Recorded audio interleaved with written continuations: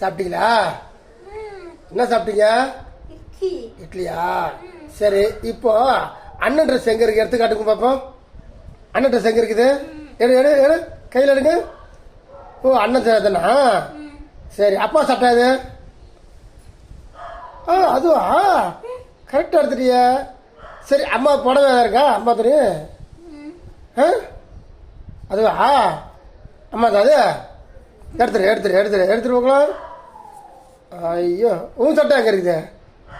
உன் ட்ரெஸ்ஸு எது?